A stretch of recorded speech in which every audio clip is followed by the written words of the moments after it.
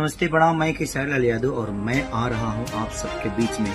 और 25 अक्टूबर को दीपावली पूजा के शुभ अवसर पर एक मेरा कार्यक्रम है मगध चमातू। तो नमस्कार दोस्तों, JR बिहार चैनल में आप लोगों का स्वागत है। तो आगे की न्यूज़ जानने के लिए सबसे पहले चैनल पर नए आए हैं तो चैनल को सब्सक्राइब करें।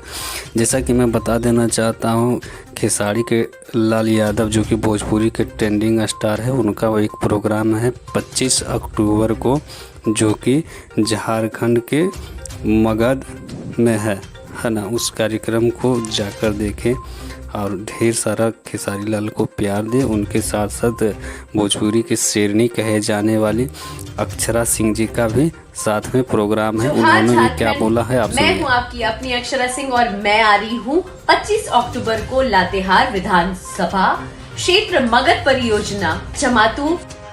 तो जाइए जाकर दोनों का साथ प्रोग्राम देखिए, खेसारी लाल यादव और अक्षरा सिंह के साथ। और आप लोगों को प्रोग्राम कैसा लगेगा है ना, एक बार आकर कमेंट बॉक्स में कमेंट करना ना भूलेंगे।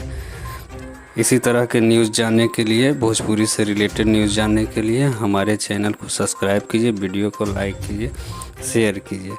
हमारे चैनल पे बने रहने के लिए धन्यवाद। खेसारी का फ़ैन है तो एक बार कमेंट करना ना भूलेंगे।